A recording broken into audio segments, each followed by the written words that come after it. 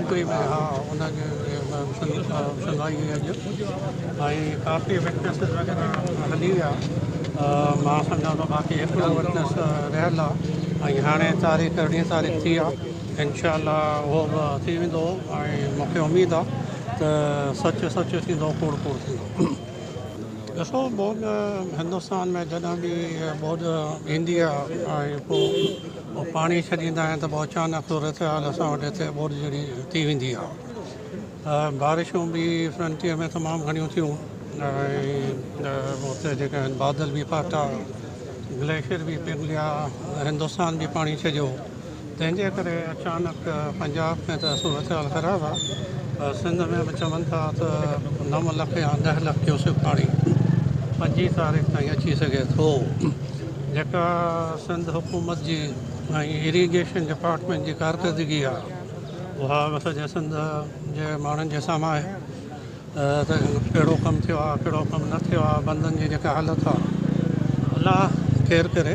ऐं बंद जेके आहिनि उहे भॼनि न छाजे करे जो अधु पैसा त खॼो था वञनि अॼु पैसा वञनि था जेबनि में कमनि में कोन था वञनि तंहिंजे करे अलाह आराम कंदो इहे बंद जेके आहिनि उहे 9 लख क्यूसेक जेको पाणी आहे उनखे मुंहुं अलाह कंदो त ॾींदा मां 97 में इरीगेशन जो वज़ीर हुअसि ऐं उन ज़माने में ॿोॾ आई त मां त गुॾो खां वठी यको पंहिंजो उन सां जीप में ॿोॾ सां गॾियो यको जेसि ताईं वञी समूह ताईं कोन वियो पाणी ओसि ताईं असां यको ॿोॾ सां गॾियासीं हाणे जी हुकूमत जी जेका कारकर्दगी आहे उहा मुंहिंजे साम्हूं आहे अलाह आराम कंदो अलाह कंदो ॿोॾ वारो जेको सूरत हाल आहे नुक़सानु कोन थींदो ऐं ॿोॾ ख़ैर ख़ूबी सां जेका आहे उहा गुज़री वेंदी ख़ानदान सां असांजा तालुका तक़रीबन 100 साल खां या 100 साल खां मथे आहिनि 1924 वारी बॉम्बे असेंबली में मुंहिंजो परदाॾो ऐं सां शाहनवाज़ भुट्टो गॾु मेंबर रहिया उन खां पोइ यको भुट्टे साहिब सां जतोई साहिब 50 खां ज़ाती दोस्ती रही ऐं बानी मेंबरनि मां पाकिस्तान पीपल्स पार्टी जे बानी मेंबरनि मां रहिया जॾहिं पीपल्स पार्टी 67 में ठही उन ज़माने में 8 सिटिंग MNAs अयूब खान खे छॾे ऐं पीपल्स पार्टी में शमूलियत इख़्तियार कई उन मां जतोई साहिब बि हिकिड़ा हुआ यको पीपल्स पार्टी सां रहिया 86 ताईं पीपल्स पार्टी सां रहिया भुट्टो ज़ुल्फ़िकार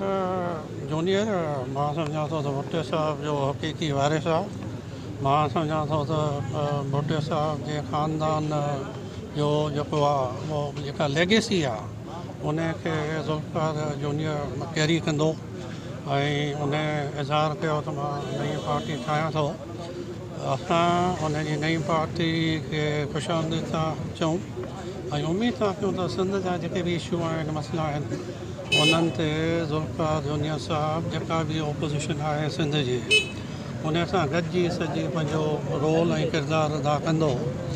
ऐं सिंध में पूरे में ऐं स्पेशली लाड़काणे में हिकिड़ो अलायंस जी सूरत में हिकिड़ी जेका आहे उहा ओपोज़िशन मौजूदु आहे जंहिंमें अब्बास साहिब आहिनि उन में JUI जो अहम किरदारु आहे ऐं साईं ॿिया दोस्त शामिल आहिनि GDI ज़ुल्फ़िकार जूनियर साहिब बि अगरि हिन अलायंस सां गॾु इलेक्शन बीहंदो ऐं सीट एडजस्टमेंट कंदो त ज़ुल्फ़िकार साहिब खे बि फ़ाइदो थींदो JDI खे बि फ़ाइदो थींदो ऐं जेका आहे हुकूमत उनखे नुक़सानु थींदो मुंहिंजो हमेशह इहो चवणु हूंदो आहे ज़ुल्फ़िकार जूनियर खे बि इहो ई मां चयो अगरि तव्हां पंहिंजी पार्टी ठाहे पंहिंजो उमेदवारु बीहारींदो GDI अलॻि बीहारे JUI अलॻि बीहारे PTI अलॻि बीहारे त जेको एंटी पीपल्स पार्टी वोट आहे उहो जेको आहे तक़सीम थी वेंदो उनजो फ़ाइदो पीपल्स पार्टी खे थींदो तंहिंजे करे हमेशह हर इलेक्शन में मुंहिंजी इहा कोशिशि रहंदी आहे त कसर खां ई 1 to 1 मुक़ाबिलो जेको आहे उहो पाकिस्तान पीपल्स पार्टी सां कजे जीअं ऑपोज़िशन जो जेको वोट आहे उहो तक़सीम न थिए स्प्लिट न थिए त असां उमेदु था रखूं त ज़ुल्फ़िकार जूनियर साहिब बि जॾहिं बि इलेक्शन थी उहा कंहिं न कंहिं फॉर्म में या अलायंस में ईंदा असां सां या सीट एडजस्टमेंट करे पीपल्स पार्टी के खिलाफ़ पंहिंजो जेको आहे किरदारु अदा कंदा। मज़ीद न्यूज़ एंड अपडेट्स के लिए इस चैनल को सब्सक्राइब करें।